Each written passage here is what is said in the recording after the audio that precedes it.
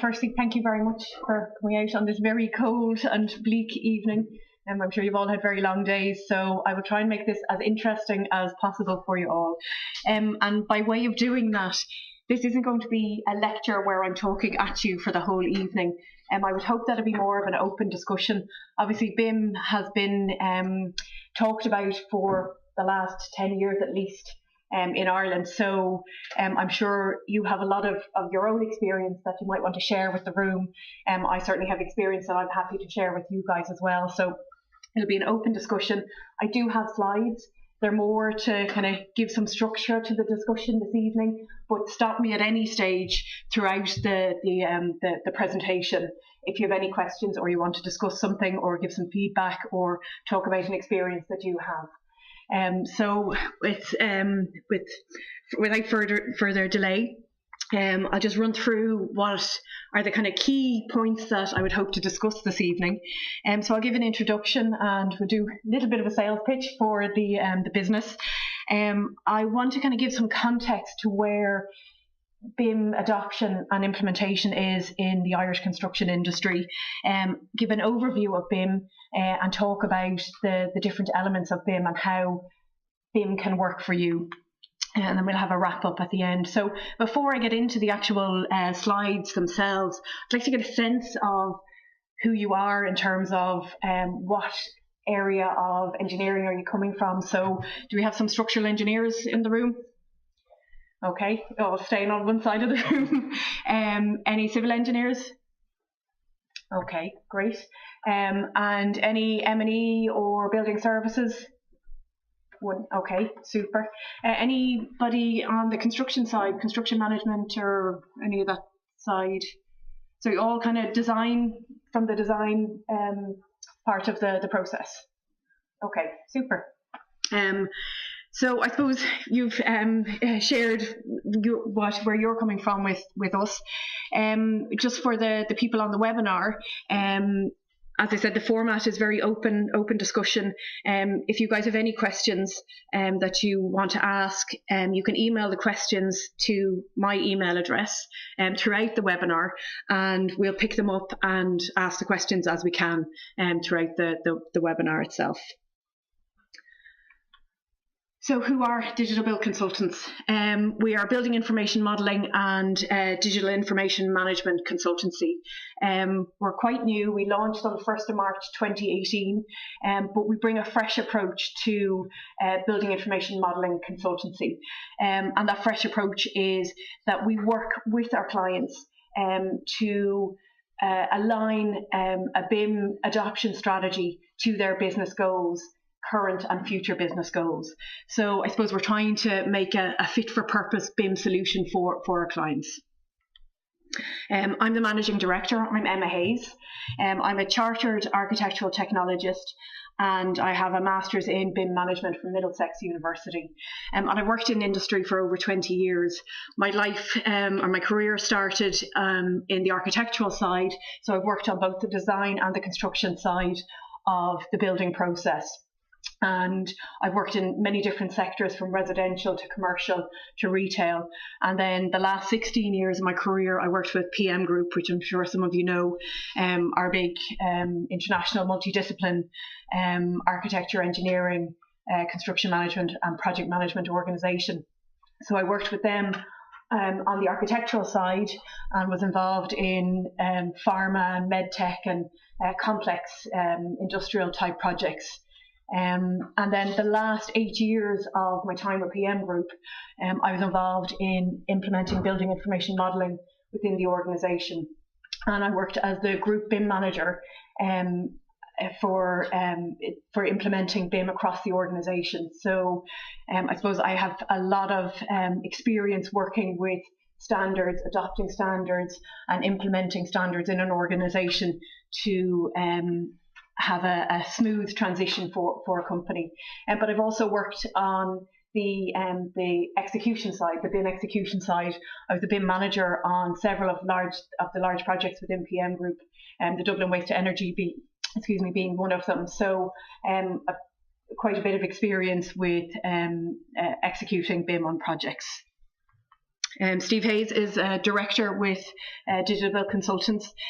He's a chartered engineer and has an MBA from Smurfit Business School and over 20 years experience in engineering, production and senior management. And Steve brings business administration and business development strategy to the company.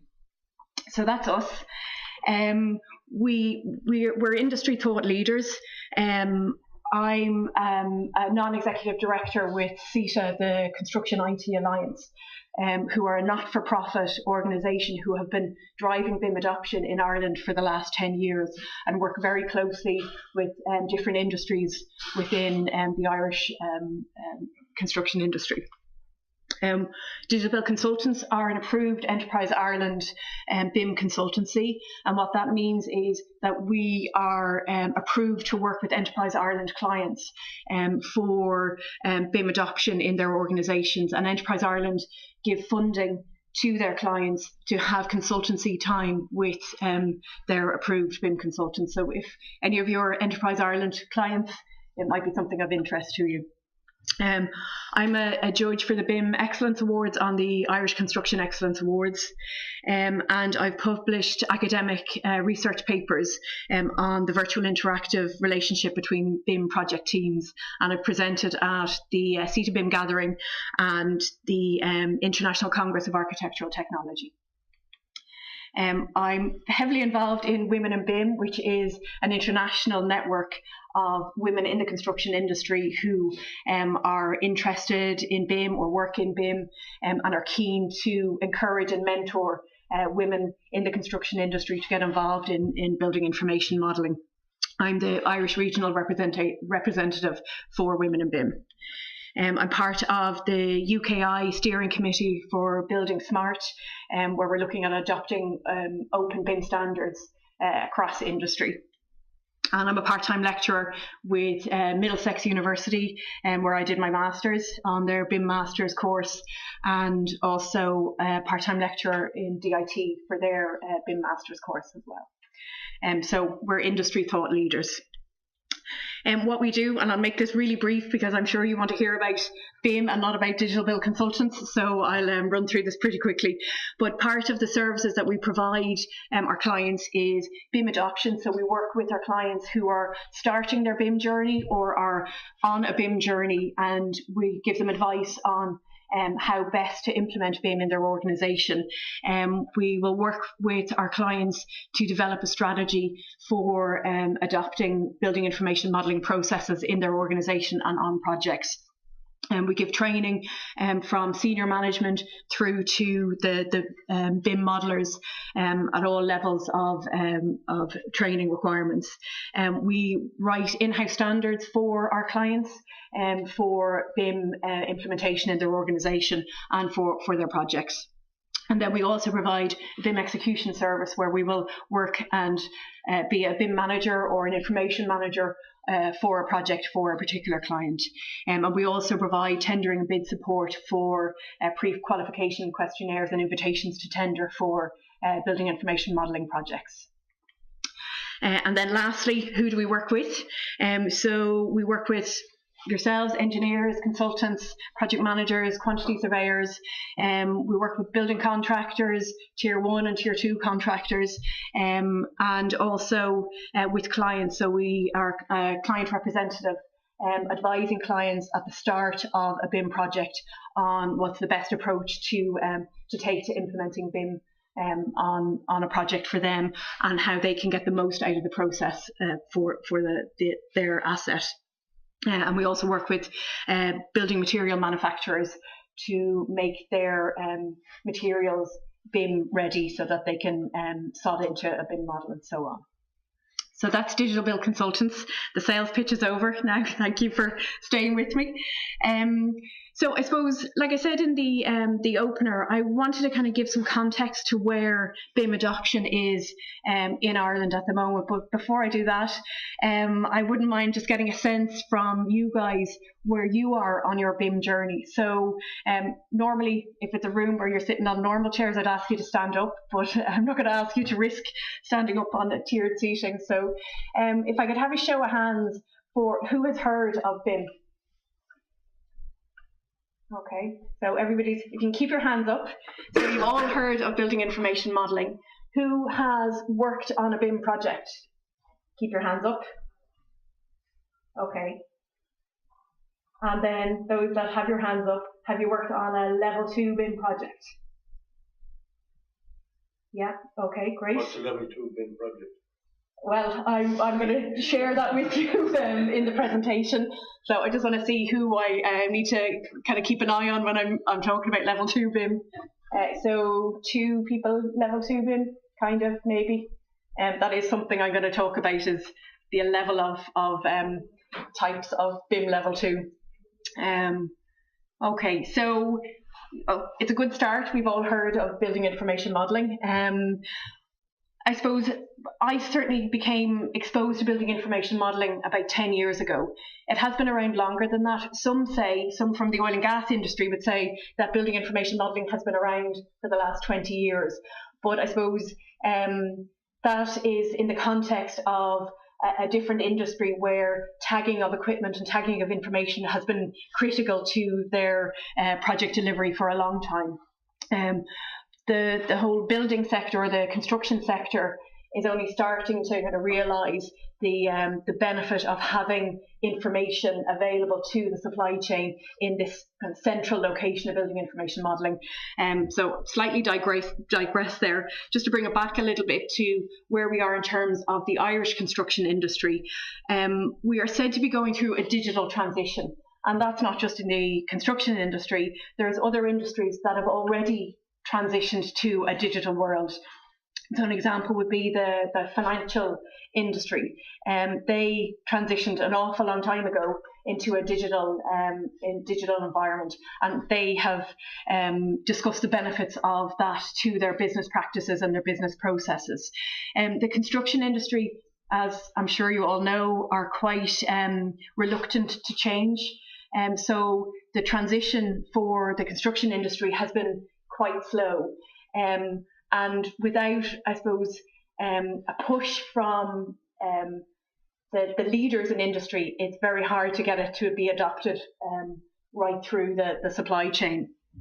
So with that in mind, I'm just going to give you a quick overview of the National BIM Council's Digital Transition Roadmap. So by way of introduction to that, last year, 2017, the National BIM Council, who are made up of a group of industry experts and is chaired by your Director General, Caroline Spillane, all got together to develop a roadmap to encourage and to, I suppose, push the Irish construction industry into a digital transition. So there was recommendations in that. So the roadmap was broken into 4 topics. They spoke about leadership and how it needs to be kind of a top-down approach to building information modelling adoption in the Irish construction industry. That's underpinned by standards that allow people to work collaboratively and share information to the same level and to the same standard. And that is supported by education and training. So talking about 3rd level training, but even going into, there's some recommendations in the National BIM Council roadmap for training at secondary school level to try and encourage students into the construction industry and into the digital element of the construction industry. And then one of the kind of key ones to the overall adoption to building information modelling is procurement. So having the right contracts that allow for trust and collaboration between the project stakeholders. So there's some recommendations again in the roadmap on what needs to be done in terms of procurement. The roadmap is publicly available, so you can download it and have a read of it yourself. I don't want to go into too much detail this evening on it, but it's a very encouraging document and gives some really good guidelines to the Irish construction industry. One of the recommendations in the National BIM Council roadmap is on the leadership side, is looking at public procurement and how that can kind of set an example. I don't know if any of you are aware of the BIM mandate in the UK. So anybody heard of the BIM mandate in the UK? Yes, okay, good. So in 2016, April 2016, the UK government mandated building information modelling on all publicly procured projects over a certain value. And that came in on the 2016, and the construction industry got on board with it to a certain extent. But not only that, they saw that the private sector also followed suit and made requirements in their contracts for building information modelling on their projects as well. So that, I suppose, is kind of a top-down leadership approach to BIM adoption.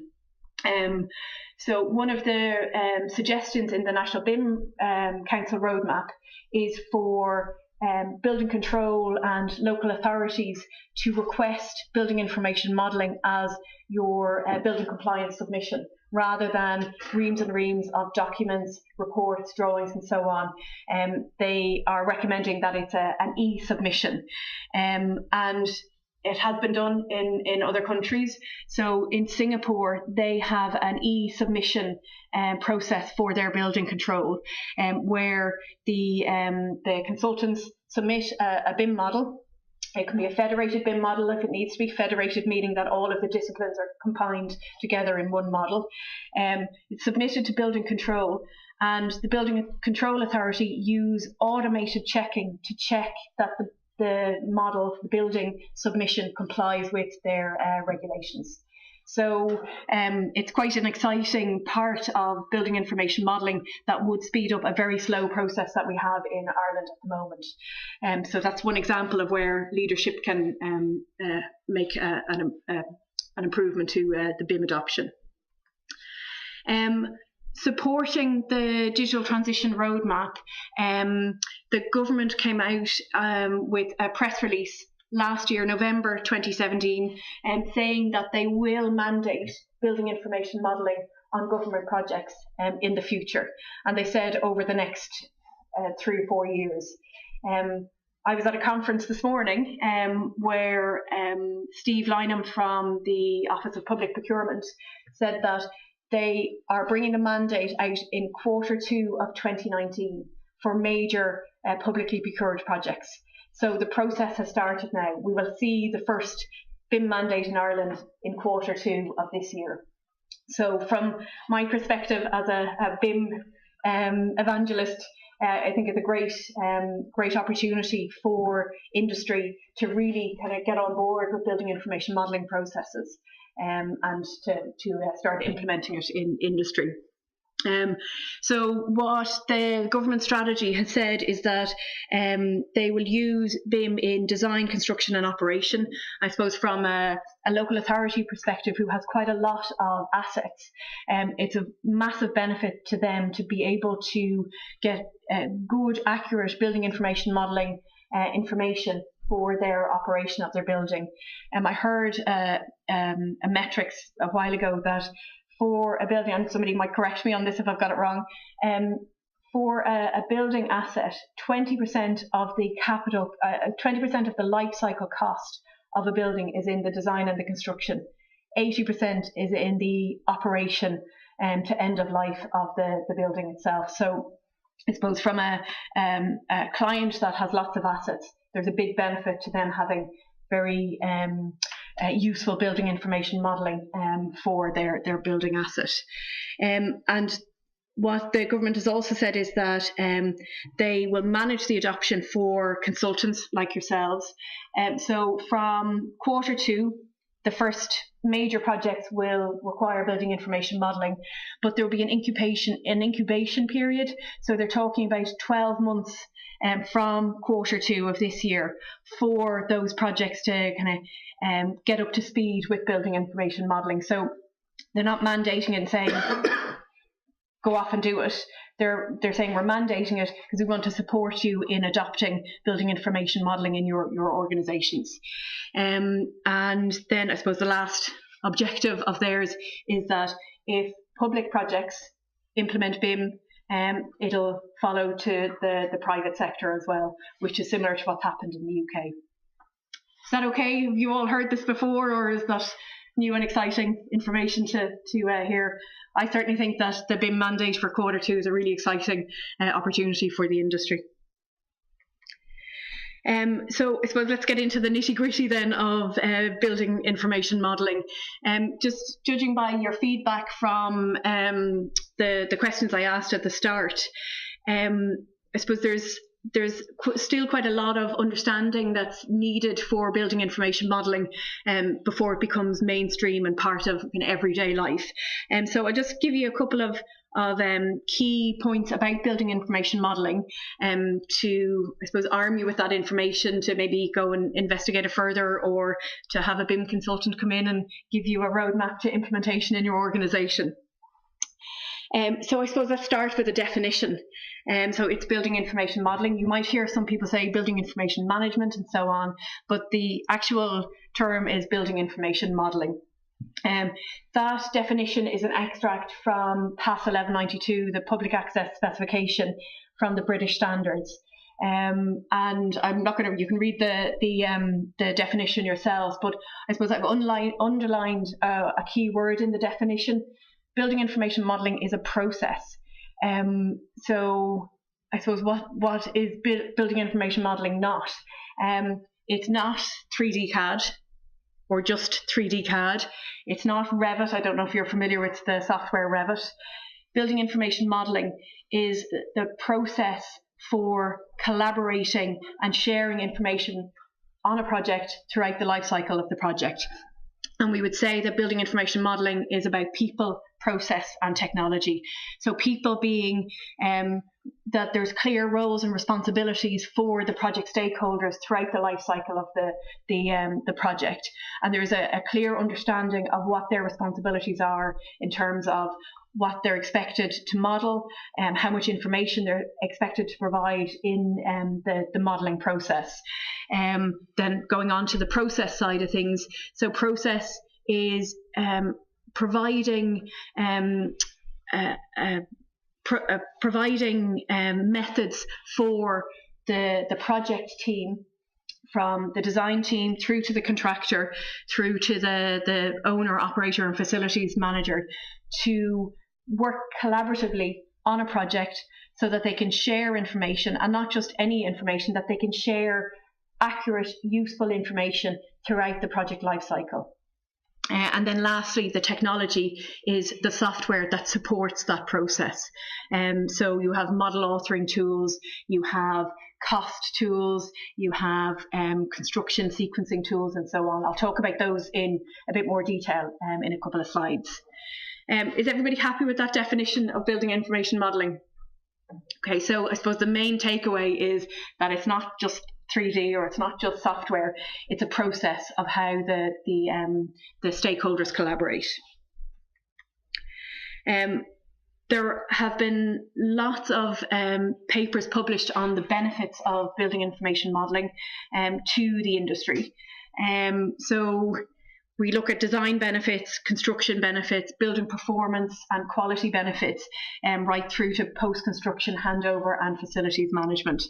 So I'm not going to go through all of them, but I suppose if I pick out some of the key benefits to the design side, and that's obviously of most interest to you guys, there's a few obvious ones, and you may, if you've been to a BIM presentation before, you've probably heard this, but being able to engage with your client at a very early stage in the design process with a three-dimensional environment, a virtual three-dimensional environment, is a much better way of communicating with your client and getting decisions at an early stage in the project. People in general who aren't trained in engineering or architecture find it quite hard to read 2D drawings and can relate much better to a 3D model. And certainly with tools like Navisworks Freedom, which is a free to download software tool, the client can actually quite quickly navigate themselves through a model and do walkthroughs and so on. So it really gets them on board and engaged in the design process much earlier on. A few other examples of the benefits for the design side would be the quality of the documentation that you can produce using building information modelling. So I mentioned Revit as a software tool earlier on. Within Revit, you build your model, so you virtually construct the model, but you also create your drawings within the model environment. So they're not a cut that you take out of the model. They are live in the actual model. They're effectively two-dimensional views of the model within the file, which means that if you make any changes to the model, the drawings automatically update. So there's much more quality assurance. You can also do automatic or automated scheduling and so on. So the speed at producing your deliverables, your documentation, is greatly increased using building information modelling. The quantity surveyors are starting to come on board with building information modelling as well with 5D. So you can, with a lot of the modelling software, you can take quantity takeoffs and material takeoffs from the model. There are some risks to that, which I'll talk about later on. So like there are some of the key design benefits, and being able to collaborate and coordinate with other disciplines is obviously a massive benefit to building information modelling. So if you're working on a structural model, and you're collaborating with an architect, if they provide you with their model, you can link their model in and coordinate around their model and so on. So it's obviously a very beneficial way of coordinating and collaborating with the design team. The building performance side of the model is a massive benefit to the process also. So with a lot of the software tools, you're virtually constructing your model in this virtual environment where you can test your building before you can construct it on site. So I know there's one M&E guy here. So in a building information modelling project, you can do building performance analysis on your building. So you can do energy performance, you can look at the U value calculations, the amount of glazing and so on. But also from a structural point of view, you can do your construction or your structural analysis on your models as well before you have to go down the road of doing more detailed design calculations. On the construction side, then having a virtual model of the building before the contractor starts on site is a beneficial way of them being able to do accurate tender responses for the project. But also it allows for clash detection. And clash detection is often seen as one of the biggest benefits to the project at this design and construction stage.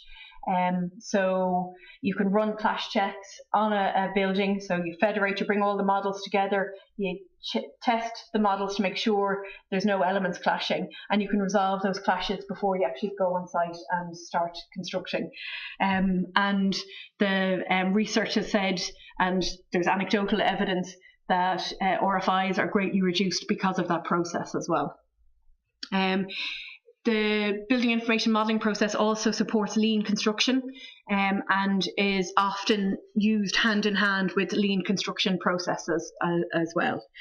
And then I suppose just on the post-construction side, and I mentioned this earlier about the benefit to the client having information about their building. So one of the key deliverables on a level 2 project, which I'll explain in more detail in a minute, is that there is an asset information model that's handed over to the client at the end of the process.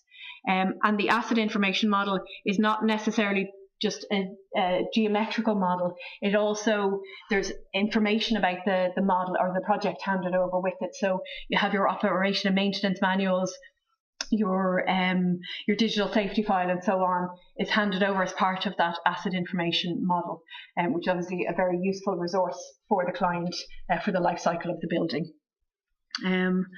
So there are some of the, and I'm only touching on some of the benefits to building information modelling.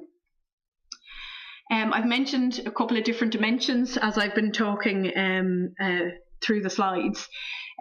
So I suppose we still talk about 2D in a BIM process. So there's still a need for schematics and sketches and so on. So 2D is still part of a BIM process. But I suppose the 3D side of it, the BIM authoring, is the next step into the BIM process, and that's where the models are virtually built or created at the design stage. Then we talk about 4D, which is time. So with a building information model, you can link project schedules, so Primavera or MS projects schedules to a model, to elements in a model, and then you can simulate a construction sequence based on your project schedule.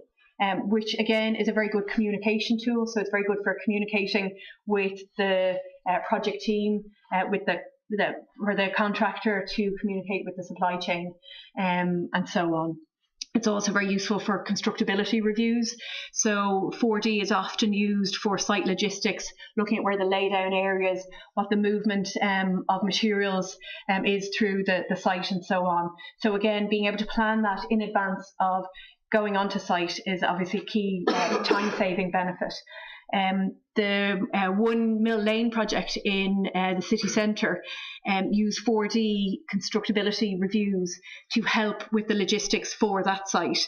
Obviously, it's a very tight city centre construction site, and they found it was a massive benefit to be able to do the constructability reviews virtually before they built on site. 5D then is cost, so linking cost elements to elements within the model, and what the quantity surveyors will often do is they will get a version of the design model, and they will take their quantity takeoffs and material takeoffs from the design model.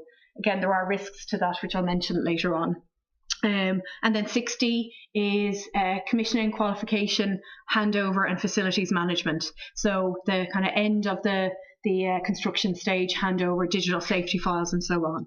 And I mentioned earlier, but there's simulation and analysis elements to the process also. So there are dimensions to building information modelling. So what does this all mean to you guys? Like at the end of the day, you become involved in a project, you have to do your design work, collaborate with the rest of the team, work with the contractor to have a building at the end of the process. So I suppose just by way of introduction to this part of the discussion, like you've been designing buildings for all your career. You're not going to be told how to do structural analysis or any of that. But I suppose what building information modelling is doing is trying to change how we work. So the slide that I have up there is called the McLeamy curve. I don't know if any of you have heard of it. It compares our traditional building procurement process to a building information modelling preferred process. And with building information modelling, which is the green curve there, it tries to front load the design and decision making part of a construction project. So it looks for all of the design team to be on board as early as possible in the process, to collaborate and to share information, so that decisions can be made at an early stage where it has the least effect on time and cost if there's changes made to the design. So you can see the curves there for time and cost. So if you're making all your decisions here and changing in design iterations, it has much less of an impact on time and cost. Whereas traditionally, we wouldn't start to develop our drawings until detailed design stage, which is much later in the traditional process. There's a roundabout here where if you're doing design iteration or value engineering or whatever, it has a bigger effect on time and cost. So the BIM process is looking at improving that construction process so that we are more efficient and we get more out of the process. So that brings me on to BIM Level 2. So those of you who haven't heard what BIM Level 2 is, So I mentioned at the start of the presentation that the UK mandated building information modelling in 2016, and they mandated building information modelling to a BIM Level 2 standard. And basically what a BIM Level 2 standard sets out is that it defines what the client needs for the project. So the client will write a specification, or it's called an employer's information requirement specification, which clearly defines what the goals and needs of the process, the BIM process, are for the client. And that EIR is provided at the start of the process. So as a consultant, if you're tendering to be considered for the project, you will be given an employer's information requirement document to tender to respond to. So it gives clear information about the type of collaboration that's required, what kind of software you should be using for that particular project, and how you work with other stakeholders in the project. And it's a standard for all project stakeholders. So there's British standards, PAS 1192, are the documents that underpin those standards, so that all of the project team are working to the same level of information and providing the same level of information. And it gets down to naming convention, so file naming convention, classification methodology and classification systems, and so on. So there's very clear instruction in a Level 2 project for the supply chain. And then it moves on to the contractor. So the contractor is required to comply to a BIM Level 2 standard and to demonstrate that they can deliver a project to BIM Level 2. This BIM Level 2 process supports collaboration. So it asks that there is a central repository for all of the project information throughout the project lifecycle. It's called a common data environment. So that's where the models are stored, they're published to that common data environment. The project documentation, so schedules and specs and your drawings and so on, are all published to this central repository that can be accessed throughout the life cycle of the project. And you can give various levels of access to the different stakeholders throughout the project life cycle. So Level 2 BIM is the method for delivering BIM projects in the UK for the publicly procured projects, but the public sector are also asking for BIM Level 2 standard project delivery. Is that okay? Does anybody have any questions on that? Okay, I'll keep going. So what can go wrong with that idyllic process where everybody's collaborating, they're sharing information, there's a central repository, they all know what's expected of the project and what naming convention is supposed to use, so all the files work perfectly together. How could anything possibly go wrong? So in the experience that I've had with Level 2 projects, there has been no employer's information requirement document at the start. So the supply chain don't really know what's expected of them. Often it is one line in the invitation to tender. That one line could be the client wants BIM on the project, or in some cases they want BIM to BIM Level 2 standard. But there is no employer's information requirement document to support what they're asking for on the project. So that's one issue. So with no employer's information requirement, there is probably no BIM execution plan or BIM execution strategy for the project, which means that none of the stakeholders have an opportunity to input their processes and their methodology for executing projects. There's unclear project goals and expectations. So if we don't know what the client wants BIM for on the project, then everybody's going to be looking after their own interests for BIM implementation on the project. So people will be using different versions of software, probably wouldn't be using a common data environment and publishing all the information, the project information to it. And then also the project process may not be trying to reflect a BIM process. So there could be stakeholders that haven't been nominated or appointed to the project yet. An example would be from, I suppose, a traditional procurement process. The M&E consultant is often not brought on board until much later on in the design process. With building information modelling, the M&E consultant is required to be involved much earlier on. So if they're not part of the process, then it's very hard to do coordination and clash detection and so on without all of the stakeholders on board. Also, often it's not known at the start of the project that the model is a deliverable on the project, and towards later on in the process, some of the supply chain may not want to share information or share the models and so on. So often without a comprehensive employer's information requirement, there's very unclear expectations of the project.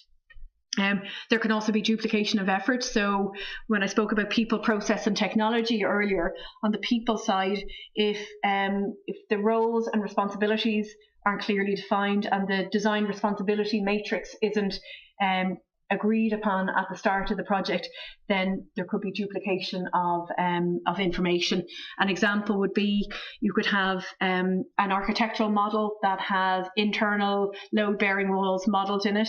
Then the structural engineer starts to model their building. They model the same load-bearing walls.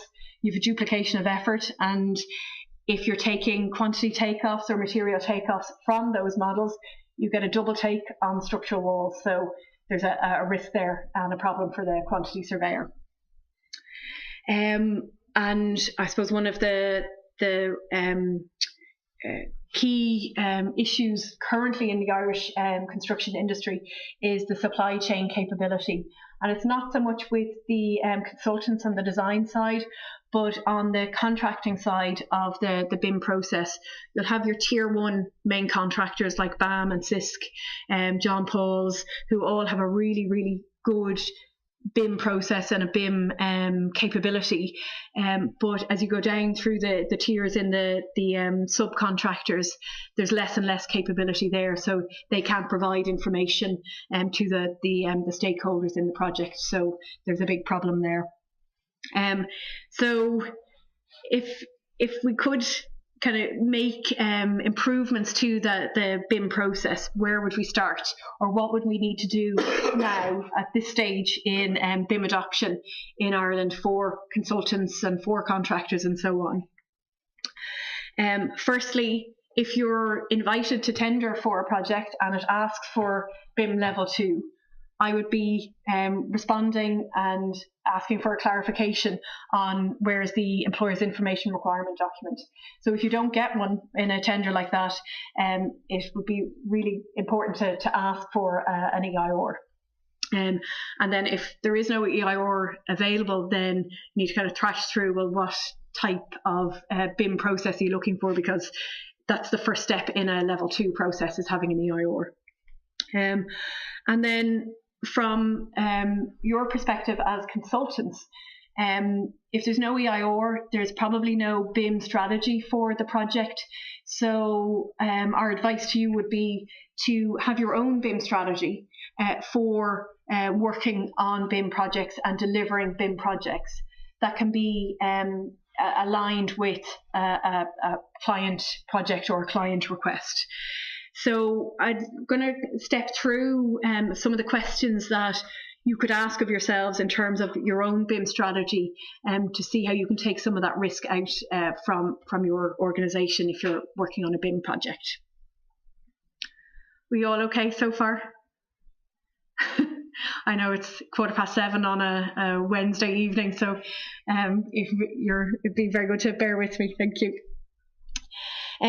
So I suppose just having some key questions to ask of yourselves or your organisation on how you would deliver a BIM project will help to define a BIM strategy. And also, if you are working on a BIM project that hasn't got an EIR or hasn't got a BIM execution plan in place, asking these questions will help you to deliver or execute BIM for your discipline.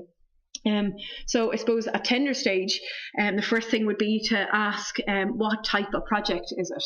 So it's going to be a BIM project, but is it a client requirement for the BIM process?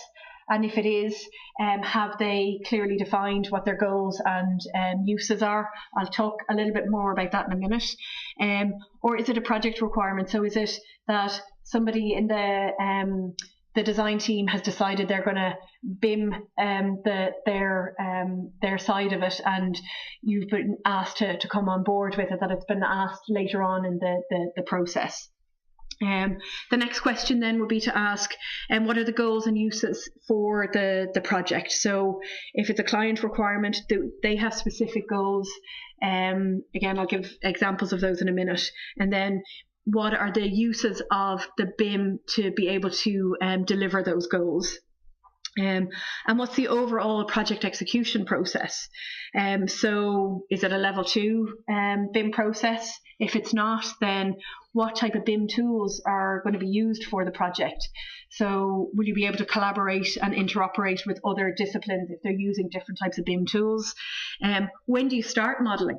So I know for you guys in terms of civil and structural, there's an awful lot of calculations that need to be done as part of your design. So do you hold off modelling and wait till you have all of your calcs done, or do you start modelling at an early stage to do concept modelling and then develop the design as you go on? So that's like a key question to ask of your project team. And then once you're in that modelling process, what kind of information do you need from other stakeholders? So if you're starting to do some concept modelling, you probably want to see the architect's model, see where they are, see what is the kind of footplate of the building and so on. From a civil's point of view, you'll want to have an understanding of maybe some of the underground services and so on. So when do you need information from the other stakeholders in the project, and are there agreed dates for when that information is shared? Do you share models on a weekly basis and so on? And then to develop the information exchanges. So how much information do you need to put into your model at different stages in the project life cycle? So as I mentioned there, a concept model will have a much lower level of detail in the model than a detailed design model that you would have going for tender. And then who's responsible for what elements of the modelling process. So the example I gave earlier of the architects modelling the structural wall and then the structural engineer modelling the structural wall, there wasn't a clear understanding of who was responsible for what elements of the modelling process. And then the last question is, in your organisation, do you have the right support infrastructure to execute a BIM project? Or if you're part of an overall project team, is the infrastructure there for the entire project team to collaborate and work together? So, is there a common data environment or a central repository for all of the information? And do the contracts support that type of collaboration? So, do you trust the rest of the supply chain to be able to share information and so on? So they're kind of key questions to think about a strategy before you start on a BIM project, if they haven't been clearly defined in an employer's information requirement document. Or if they have, then you have a strategy in place to be able to respond to that employer's information requirement document. Is that okay? So I suppose to just get into some of the detail of some of those BIM strategy requirements. I mentioned BIM goals and objectives. So in a comprehensive employer's information requirement document, the employer, the client, the building owner will define very clearly what their expectation is of the BIM process. So for an employer, they might say, well, we want a clash resolved model before we go to tender. So if the goal is that it's clash resolved, or some people say clash free, but I think clash resolved is more appropriate. if the goal is for a clash resolved model, then the use of the models is to do clash resolution.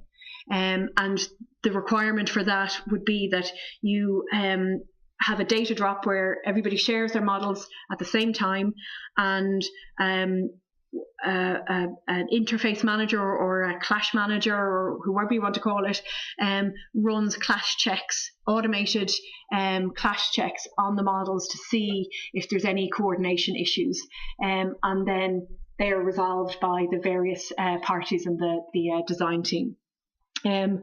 For engineering, a goal of the project might be that the model is used for design analysis. So that's the goal. The use of the model would be to use structural analysis software to do your virtual testing and analysis on the building. There's a few other examples there. I won't go into all of them now. And sorry, just to show you that image, at the bottom there is an extract from a clash test from a model. So what it's showing is the building services are clashing with the primary steelwork there. So what the automated clash checking would do will actually highlight that to the clash manager or the interface manager, and identify it for them so they can ask the relevant parties to resolve the issue in their model before it goes on site. Another part of the BIM execution strategy, and I mentioned earlier, was to look at the level of model definition. And the level of model definition covers two areas of information, or two areas of the BIM process. The first area is the level of detail. So the level of detail is graphical, it's geometry, it's the amount of modelling that you do in your model at a particular stage in the project life cycle. So there's an extract there from PAS 1192, which is the current UK standard for building information modelling. So at concept stage, I don't know if you can see it clearly enough there, but at concept stage, you're really just showing the shape of an object or an element. Whereas if you go into technical design stage, you're starting to get into more granular information in the model. So the example there is a door. So at technical design stage, you're showing the ironmongery, you're showing the swing of the door, whether it has a vision panel and so on. So you're getting into more geometrical detail. But also at the same level, you're getting into more information in the model, so more data that's being added to the model. So at concept stage, you probably have very generic information in your model. So for a structural frame, you'll probably just show you'll have a grid. That's one of the primary things, but you would show very simple column structure. You wouldn't show any connections or anything like that. Whereas getting more to the technical design stage, you're starting to show secondary steel, tertiary steel, and so on. And then also the information that's being added at the later stages could be manufacturer's information, or it could be structural analysis information and so on, that you're adding not just more geometry, but you're adding more information about that element in the model as well. And all of that, those questions for your BIM execution strategy are captured in a BIM execution plan. So a BIM execution plan is a document that supports the BIM process. And normally it's one document for the entire project team. So at the design stage of a project, you will have one BIM execution plan that covers what the architectural team are doing, what the structural team are doing, what the M&E team are doing, civil team are doing. So everybody feeds into that BIM execution plan. So if you go back to what can go wrong with a level 2 process, if there is no BIM execution plan, or if the BIM execution plan has been written by one member of the design team and the rest of the design team haven't been consulted and asked for their input into it, it doesn't really reflect the BIM process. So if you're working on a BIM project and you're given a BIM execution plan to work to that you've had no input into, I would start to ask some questions about that and ask to be able to input some of your requirements into that BIM execution plan. So what's covered in the BIM execution plan? We looked at the BIM execution strategy and those questions to ask. So the BIM execution plan responds to those questions on a project-specific basis. So it looks for project information, which would be the same in any project execution plan, description, scope of work. So often in the scope of work you would look for what are you modelling or what are you not modelling. There could be elements of the design that are not being included in the model. Then if and when there is an employer's information requirement document, how are you responding to those requirements in the EIR? So there's a section in the BEP, BIM execution plan, that responds to the requirements in the employer's information requirement document.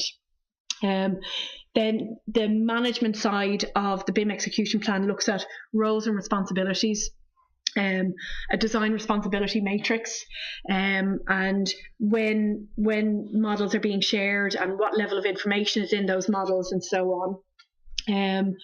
Then the planning and documentation looks at how the team collaborates on the BIM project. So is there a common data environment, and what's the naming convention for that, and so on. Naming convention is in standard methods and procedures.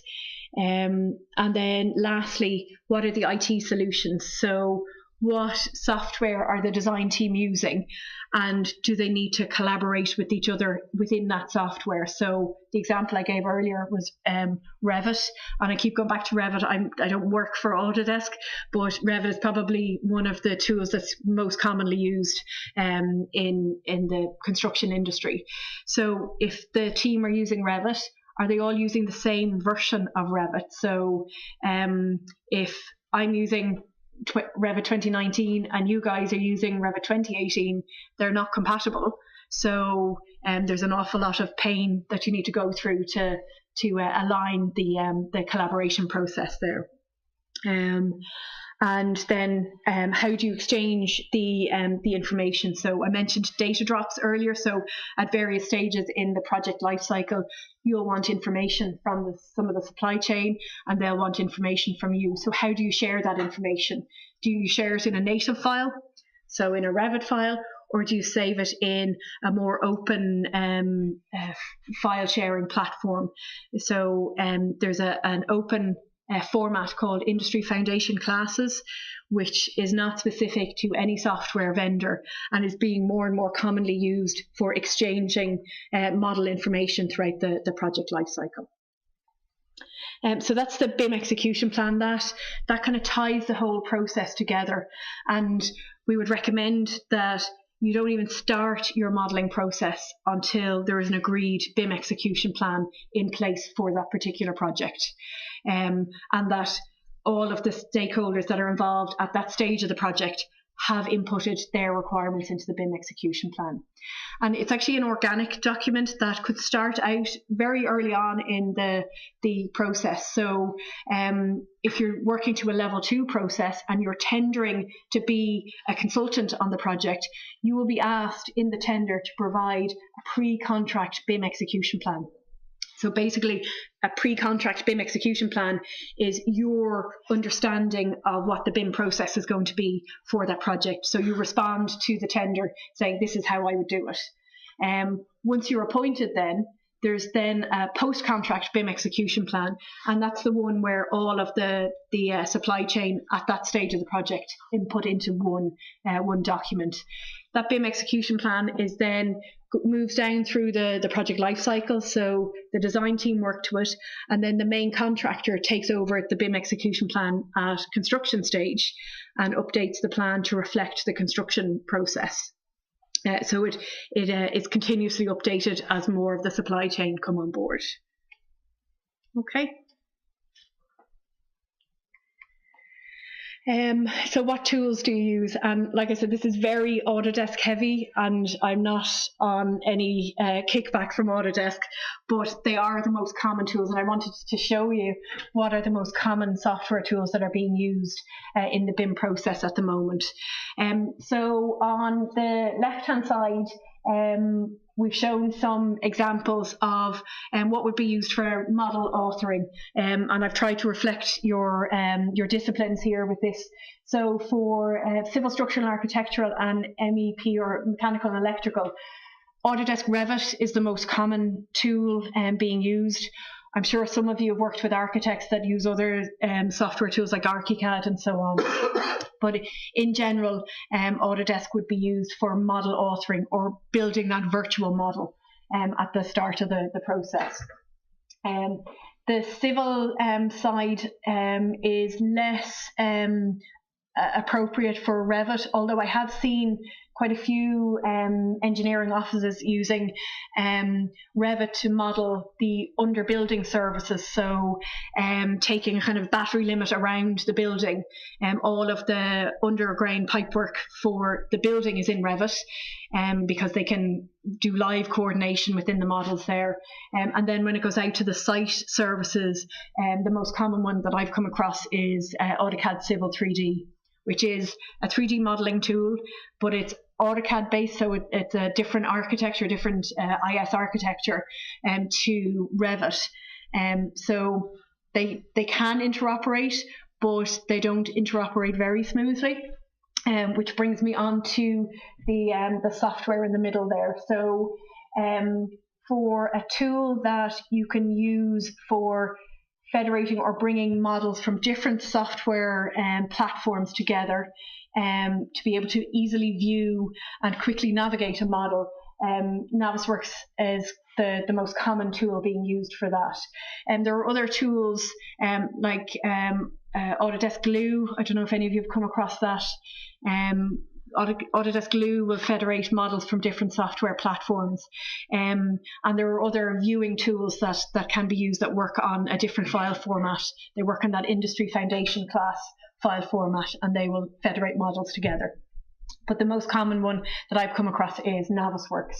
So you can use Navisworks to bring your Civil 3D model into, and to bring your Revit models into, to view them all together. And the nice thing about Navisworks is, I mentioned earlier, there's a free version, a viewer version, that anybody can download, and they can navigate and walk around the model. So very useful for sharing with your clients and sharing models with your clients. Then there's paid subscriptions to more sophisticated versions of Navisworks that will do more sophisticated functions. So Navisworks Manage, you can run clash checking, so it does automated clash checking in it. Navisworks Simulate, you can run Timeliner, which is that 4D, that time constructability review process. So Navisworks brings it all together and allows anybody to view it. And often on a project team, the architects, so the model authors could be an architectural technician or an engineering technician or whatever.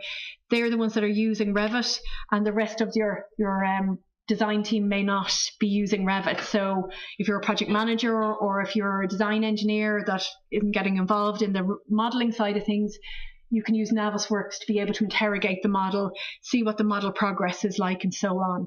And in a BIM process, often a Navisworks model will be updated frequently throughout the life cycle of the process, often once a week, or it could be a few times a week, depending on the process that's been adopted or implemented.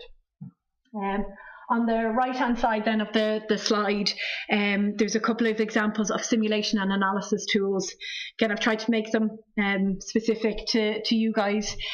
So robot structural analysis is compatible with Revit. So you can create a concept model in Revit. You can import it into robot structural analysis, run your calculations and your analysis on it, make changes to the structure, and then push it back into Revit. So it's quite a good workflow for engineering and developing your design. Tekla, I'm sure a lot of you are familiar with working with Tekla. It's been around much longer than robot structural analysis, but Tekla is a very well used and well known analysis tool. Rhino there is one that's used for very complex buildings. So Borough Happold use Rhino for doing their stadium designs, where they've really interesting curves and funny shapes and so on. So it's quite a good tool for doing complex shapes in buildings and doing your analysis on those. Then for M&E and performance simulation, you can test the performance of your building using IES that'll look at your solar gain and your heat loss and so on. Autodesk CFD, computational fluid dynamics, is used quite a lot with data center design for the M&E calculations for that. And then Dialux is used for lighting design, mostly by electrical engineers. So like I said, I know it's very Autodesk heavy. I'm not pushing Autodesk in any way. If you guys have tools that you use in your BIM process, great, but these are the ones that we've come across mostly in industry. Any comments or any questions on any of that? Anybody used any other software for structural analysis, or would you be interested in that workflow between Revit and Robot and being able to make your changes to the structure in an analysis tool and then be able to push it back into Revit? Do you think that would help your design workflow? Yeah. Okay. So, like, I suppose the whole idea of the technology that supports the BIM process is to make our jobs easier, but also to make the information that we are producing to be more accurate, so that the information is useful throughout the life cycle of the project.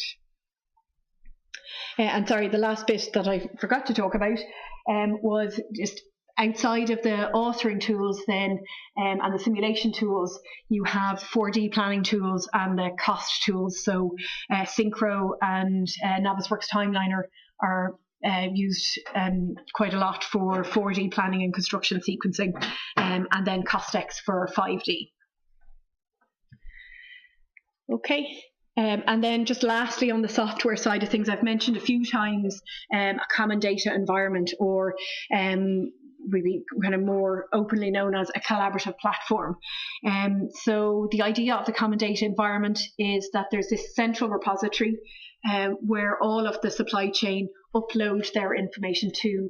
And if you're following a level 2 process, there are protocols to how you share your information. So you're not just sharing any old stuff that hasn't been checked or quality assured, that there is a quality check process that you go through before you publish information to the common data environment. There is a work in progress area where you can work away on your models and be in that safe zone where you can make changes and not have the world looking at the model at the stage you're at. But then you're required to publish to an area, a shared area, where all of the other stakeholders can view and access the information. And the goal of this common data environment is that at the end of the design and construction process, that the information is still all in one place, so that it can be part of the handover package or the handover process to the client, that it's a digital handover rather than the boxes and boxes of handover documentation that we've all seen. So that's the collaborative platform. So we just covered there BIM in practice, so the ideal process and then what can go wrong in that process. I'd be interested to know, you're working on a level 2 project, how smoothly that's running, or is it following the clear level 2 process where there's an employer's information requirement? And as you correctly highlighted, that by ERR you can really do the BIM level 2 project. What I can see at the moment, my background is highways. Yeah. Right, is that obviously the BIM process originated in buildings is industry. and it's extremely difficult to adopt it to the linear infrastructures, highways especially. Another thing which you highlighted almost ideally is the fact that it's extremely difficult to build software agnostic platform. Yes. And even more difficult to actually have a software agnostic information exchange format. Yeah. Each of the vendors which participate at the moment within major vendors, Bentley especially and Autodesk, their implementation of IFC is slightly different, and this slightly is very important in the process, right? Yeah. So from my experience, yes, but you also it works well if implemented well, but the huge emphasis should be put on the level of knowledge of the client who is asking for the specific process being implemented within the BIM process. Yeah. Without properly educated client, and there may be a very bad effect in terms of the implementation. I've seen the EARs which were written very well, and yet they were specifically asking for DWG as a deliverable. Okay, which so a 2D deliverable. Completely defies the process of BIM, because as a DWG, it doesn't carry a sufficient level of information to actually implement the BIM process. No, absolutely. And I suppose you made a key point there that throughout the BIM process, it's the information that is the important part of the sharing. So as structural engineers or civil engineers, if you're not getting accurate information from the rest of the design team, accurate, validated and useful information, then the process is broken. So it's important that the information that is being shared is correct and is useful information as well. And that goes right down to that digital handover to the client. So I don't know if some of you have heard about a COBie exchange. So COBie exchange is where there's effectively a database at the end of the construction stage that's handed over to the client so they can use it in their facilities management software. But if the requirement just says there is a COBie exchange required at the end of the process, all of the design team are wondering, well, do we have to put everything into that COBie exchange? So from a structural point of view, is it all the fabrication information? Is it all the bolts and every little last bit of detail? And from the civil's point of view, is it every manhole cover and every underground pipe that has to go into the COBie handover? Or is it specific information that the client needs for their facilities management? So is it mechanical and electrical equipment and their life cycle information and their digital safety file information? So a very well written employer's information requirement document will specify what information needs to be handed over at the end of the process, rather than everything and anything. Another valid point, maybe I'll just jump to the BIM risks, right, is the very big risk of liability. Yes. There's a big reservation within the industry to share 3D models because there is no clear understanding what is the liability if the information is not accurate enough or it's not representing what it's supposed to represent. Yeah.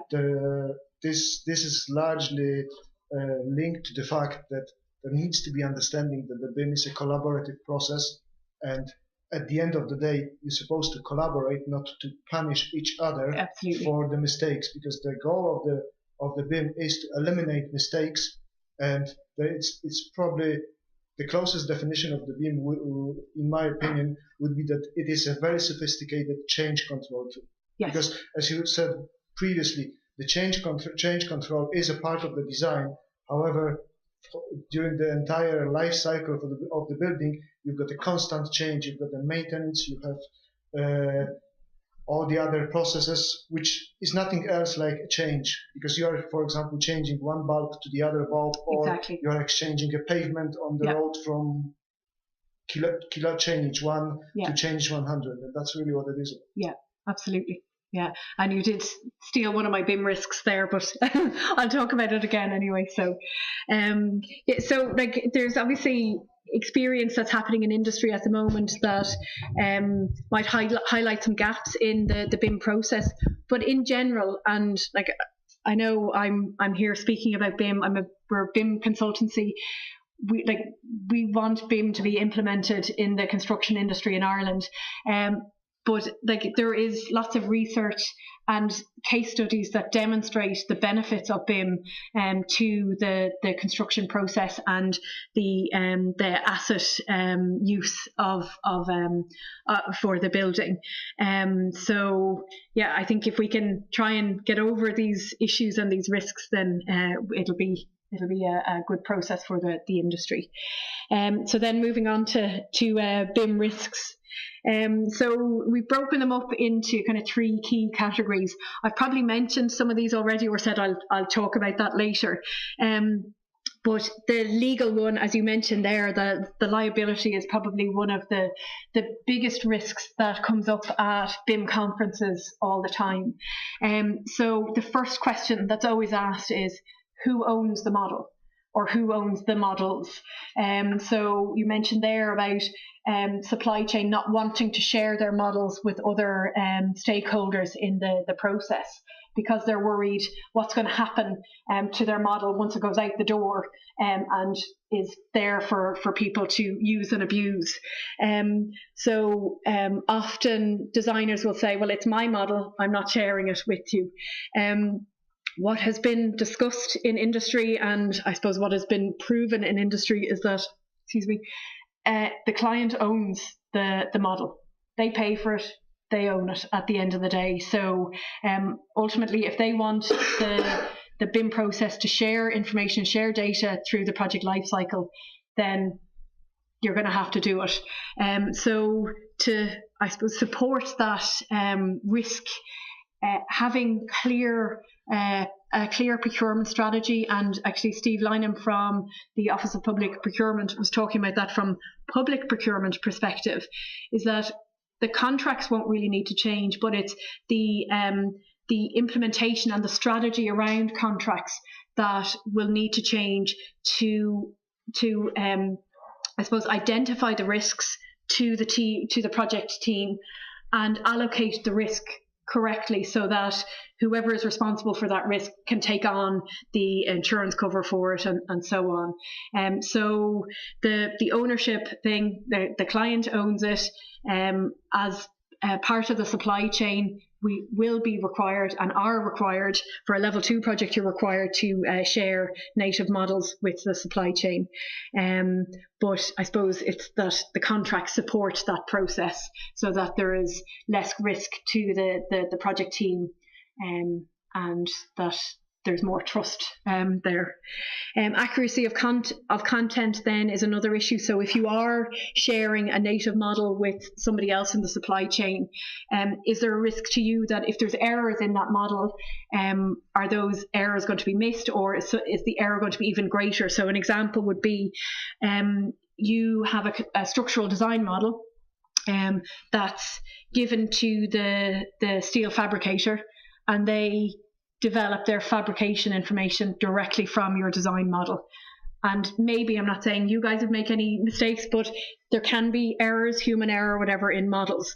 So where does that risk lie? Does it lie with the designer because the fabricator used their model, or like who takes on that responsibility?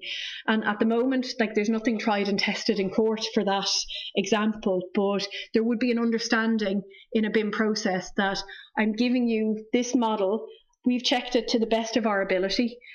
We think it is accurate, but there may be minor errors. So the fabricator is responsible for checking their model as well.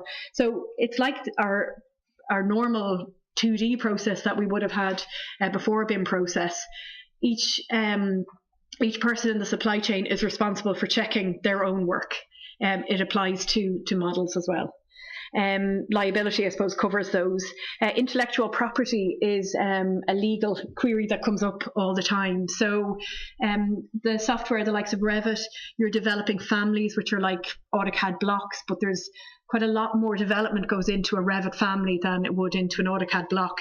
You could be doing a lot of research developing these families so they're bespoke to your design or your standard details or whatever.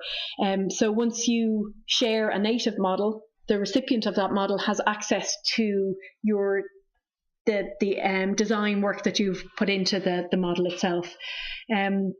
So again, you can sign hold harmless agreements to say, I'll only use the information in the model for that project. I'm not going to steal it and use it on other projects. But again, it goes back to trust, that the recipients and the people sharing the models are in a trust environment, and the contracts will underpin that. Just in terms of whether any of BIM processes have been tried in court, there's only 2 legal cases that I'm aware of, maybe you're aware of others, that have actually gone to court.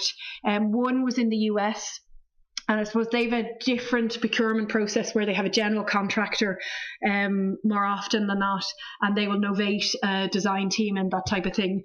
But the one case that was in the US was the M&E designer did their design, and there was a very tight plenum space above the ceiling on this particular project. So they'd worked it out in the model, and they'd done all their clash checking in the model, but they only gave 2D drawings to the MEP contractor. So the MEP contractor didn't know about the tight plenum space, and it ended up, they went to site, they couldn't install the ductwork. And the M&E contractor tried to sue the M&E consultant. The M&E consultant tried to sue the general contractor, and it was one big legal mess. It was settled out of court, apparently, and they split it, basically. The consultant paid half and the contractor paid the other half. The other case was more closer to home. It was in the UK, and it was around a common data environment. And it was a very well-known multidiscipline engineering consultancy. I won't name them, but they set up the common data environment for this particular project. It was a level 2 project. They set up the common data environment and gave access to all of the supply chain, including the client and the contractor and so on. And they weren't paid some of their fees at a particular stage in the project. So they were very disgruntled, and they shut down the common data environment, so nobody on the project team could access the information for the project. And it was at a very critical stage in the project. It was just going to construction, so the information was crucial for the supply chain.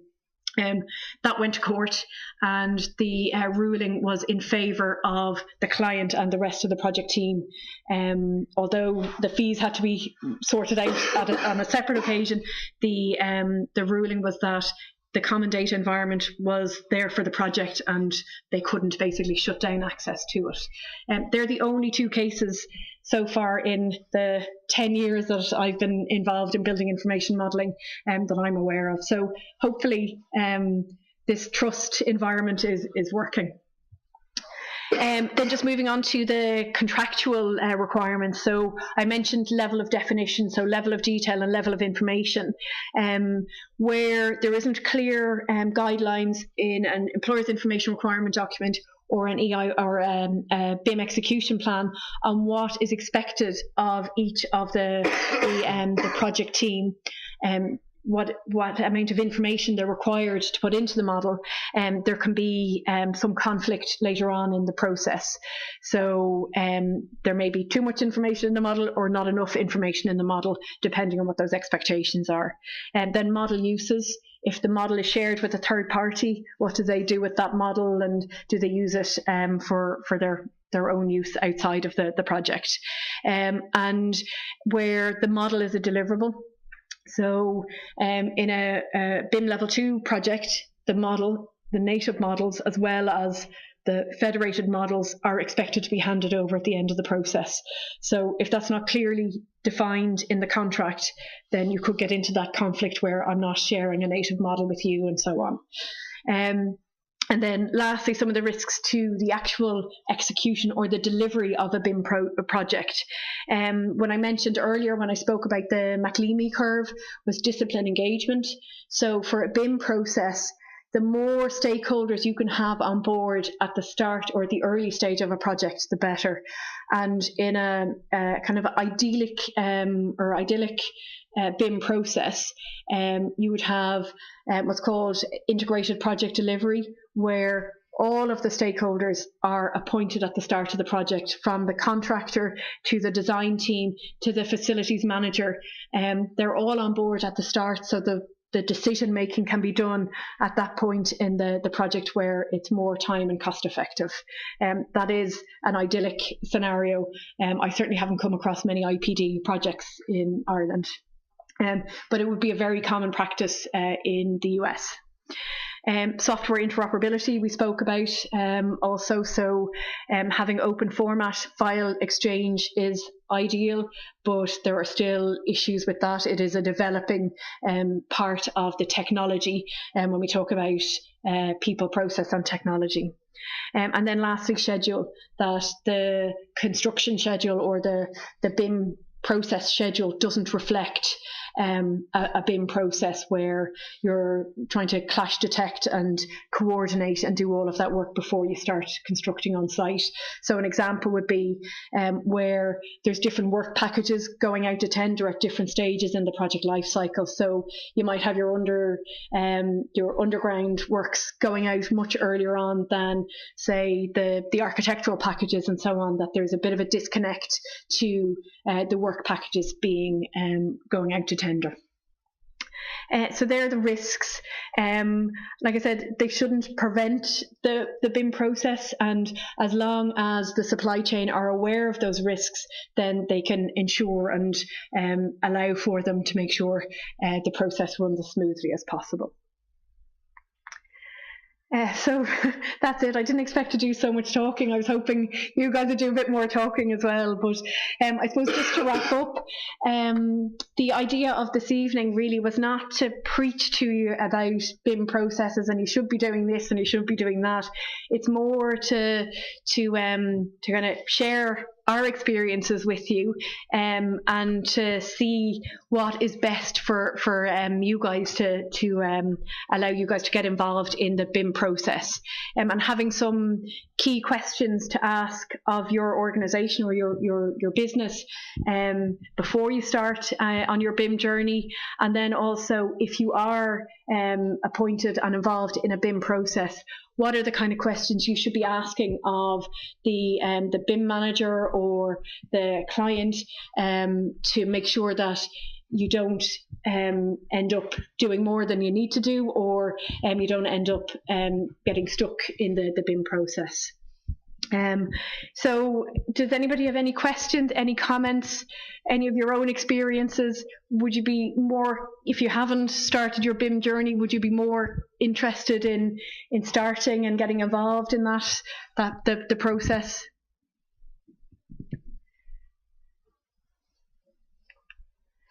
What is the key difference between level 1 and level 2? Yeah, really good question. Oh yeah, sorry, if you don't mind, we'll just give you a mic so that the guys on the webinar, Yeah, sure. So the question for the guys on the webinar was, what is the key difference between level 1 and level 2? So level 1, you're still working in 2D, very much in a 2D environment. So you're producing the normal deliverables you would in a 2D environment, but you may also have a 3D model. It's not necessarily a BIM model to the same level that we're talking about tonight, with having all of that information that can be shared throughout the process. And there's no collaboration really in a level 2 project. So you're issuing your documentation as you would in the traditional route, whereas a level 2 process is very much supported by this collaboration where you have a common data environment and all of the stakeholders are sharing that information through the life cycle. And to add the next level onto that, the UK government are hoping by 2025, I think, to have level 3 BIM.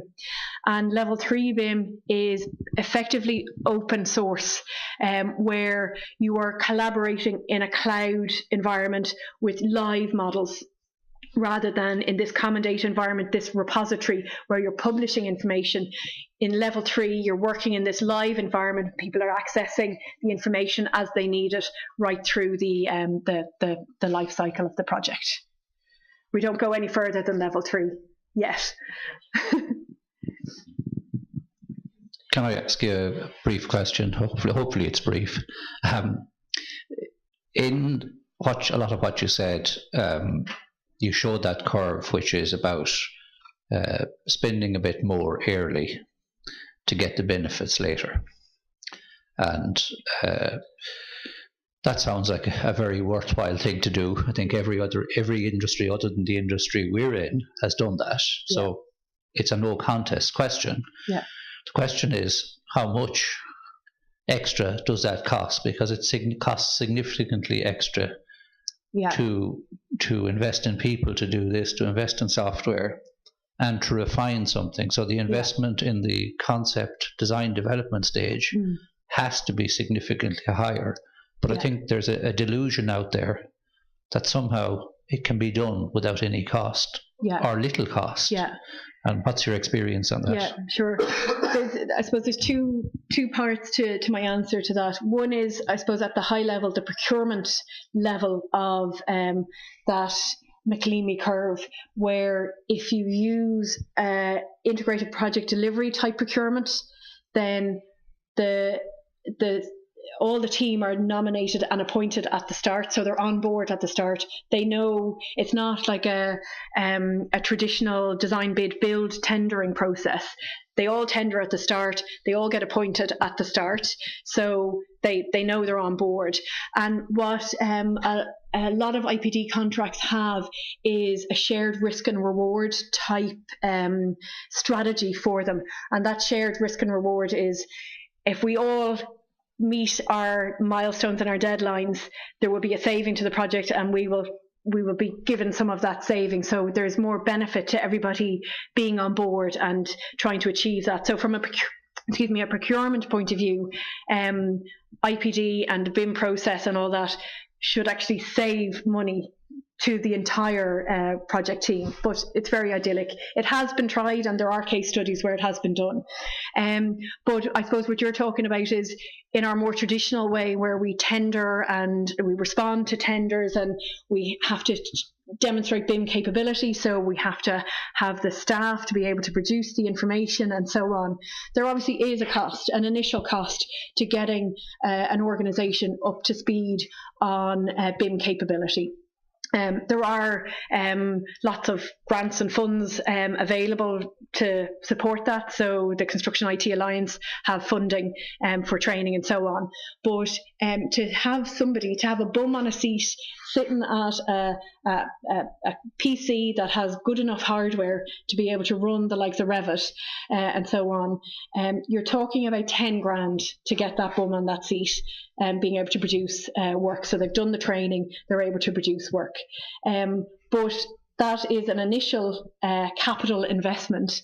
The efficiencies that you get out of the BIM process will give you a return on investment very quickly. And if you're interested, there is the Scottish Futures Trust, which I'm going to share some resources with you in a minute, has a return on investment calculator on their website.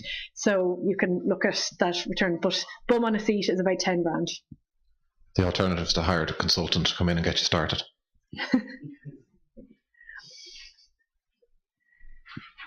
Any other questions?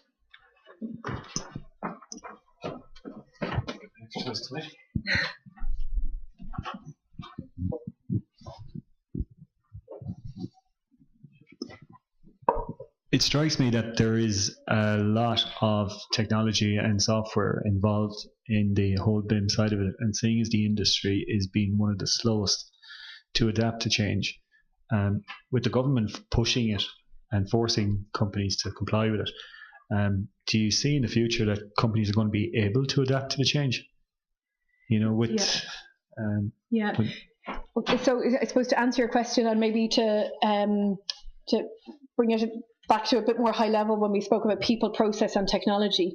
So the people and the process is probably the hardest to change. The people is probably one of the biggest barriers to BIM adoption in industry. So if you can get the people on board, and certainly in my experience, often it comes from the bottom up, where the modelers want to be using the latest software and so on. So if you have the people on board, the technology is really just something that facilitates the BIM process. And the technology changes all the time. So the likes of Autodesk, Revit is obviously a very popular tool, but they're like making changes to their software. Each year you get the latest version, but they're also changing how they license their software as well. So it makes it much more, you can use it as you need it type of software arrangement. So you can get a license for 3 months rather than have to pay for a license for 12 months, because they're seeing that the industry needs to be more agile because things are changing so quickly. So like I would see the technology being just a facilitator for what's a bigger change is the mindsets of people, and then that process of sharing and the trust and all of that. But is it going to change the industry then, where for the smaller companies, they're going to have to go to companies like yourselves? They'll have to partner up in order to get involved in any of the public jobs. Yeah. Because they're just, or else they're going to be left behind. Yeah. And the bigger companies will just pull away, get the advantage. Yeah, and I suppose you can see that happening already with the tier one contractors. But the contractors are the biggest adopters of BIM in Ireland at the moment. The likes of the BAMs and the Fisks and the John Pauls have all just jumped on the BIM process and have adopted it. But what they're also doing is they're working with their tier 2s and tier 3 contractors and training them and bringing them on board with them as well. So I would see with the government mandate that the same will happen, that yes, there will be the likes of ourselves that will provide consultancy and you can outsource to us or whatever, but what will actually happen is that the likes of ourselves will work with you to develop a strategy so that you can implement a process in the most effective way for you if you're an SME or if you're a larger company. But then that could lead to an issue then with the government contracts where they go based on lowest price. So if BAM were to come in with just their group, it's going to have to force the government to change their approach. Yeah, part of their mandate, they are talking about changing their procurement process. Mm-hmm. So I don't know what that's yet to be announced.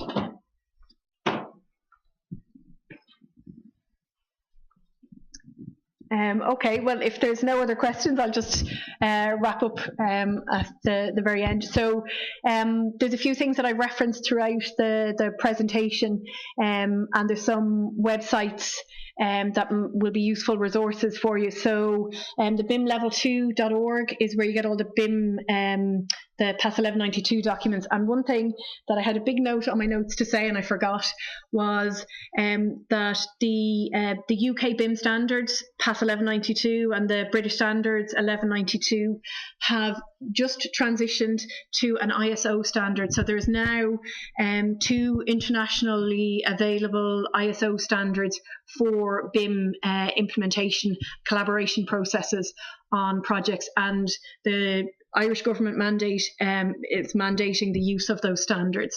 So it's, ISO 19650 Part 1 and 2, and the NSAI in Ireland have adopted those standards. Obviously, they're international standards, and they will also be providing national BIM certification to demonstrate compliance with those standards. So you may have seen some large engineering firms or contractors that have British standard certification, or they have BRE BIM standard certification.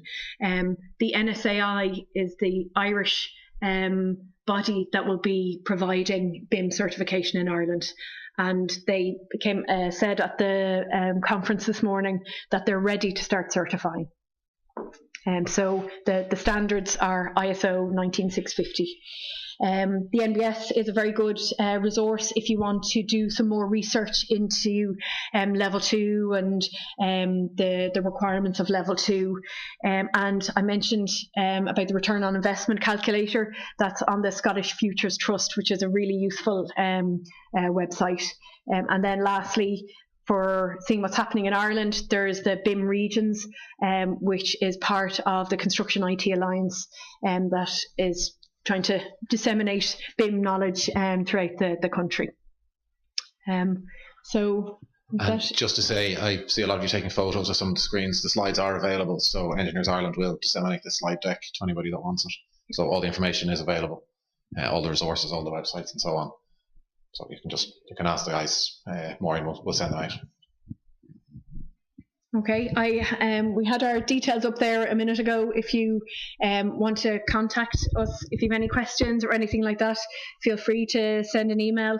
We're also up on LinkedIn and on Twitter, so if you want to link to me on LinkedIn, please feel free. I have some business cards here as well if anybody wants to take them and stick them in their wallet.